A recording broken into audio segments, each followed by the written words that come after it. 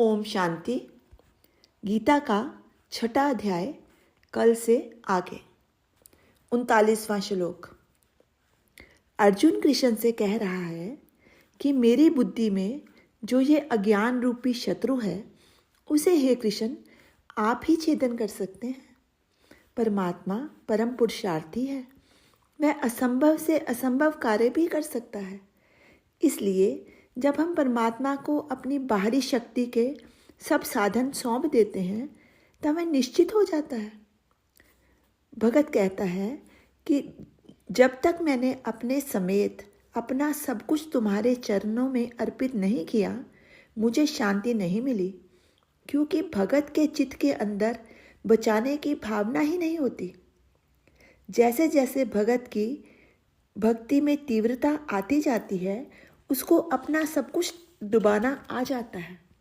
वह नेकी करता है और सब कुछ परमात्मा रूपी समुद्र में डुबो देता है। काल का मालिक परमात्मा ही है। राहु केतु शुभ अशुभ भी सब उसका ही है। जिस समय आपके मन में शुभ कार्य करने की प्रेरणा पैदा हो जाती है समझ लो कि परमात्मा ने मुहूर्त निकाल दिया है, क्योंकि हमें परमात्मा पर पूरा भरोसा नहीं होता। हमारा भरोसा हमारी शंका युक्त होता है, इसीलिए हम पंडितों के पास जाते हैं।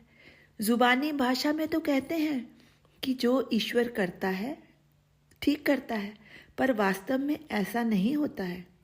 ईश्वर पर अटूट निष्ठा रखने वाला हर समय को शुभ मानता है। जो अपना लगता है वास्तव में वह अपना नहीं है, अपना तो केवल परमात्मा ही है। जैसे जैसे ईश्वर पर निष्ठा पक्की होती जाएगी वैसे वैसे शंका का नाश भी होता जाएगा। जब दिल शंका से परे हो जाएगा तभी श्रद्धा पक्की होगी। सब वहमों का नाश करने वाली साक्षात दुर्गा माता देवी हमारे सबसे मजबूत गण खोपड़ी में बैठी है। ये हमारे अज्ञान रूपी भैंसासुर का संहार करने वाली है। हमें केवल बुद्धि को सुबुद्धि बनाने की साधना करनी है। इसको शुद्ध करने में सफल हो गया तो सबको गले लगा लेगा।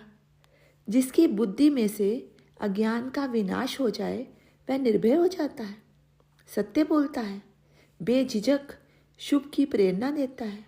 भगवान का भगत भी हृदय ही देखता है और भगवान भी हृदय ही देखता है। भक्त भगवान से कहता है कि अपनी जानकारी तुम ही दिला सकते हो। मेरी बुद्धि कोशिश तो कर रही है, परमात्मा का बोध भी आत्म निवेदन द्वारा ही होगा।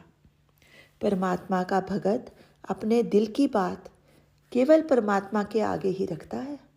जिस प्रकार नाई हर आने जाने वाले के बाल ही देखता है और मोची पैर के जूते, इसी प्रकार तू भी इन दोनों की तरह तलीनता से भगवान को खोजने में लग जा, भजन में लग जा तो समझ ले कि चित्त के अंदर ज्ञान का दीपक जल गया। ऐसे भक्त की हर रोज़ दिवाली ही होती है। परमात्मा के जलाए दिए में ना तेल खत्म होगा ना बाती, और हर और प्रकाश ही प्रकाश होगा। ओम शांति। शेष कल।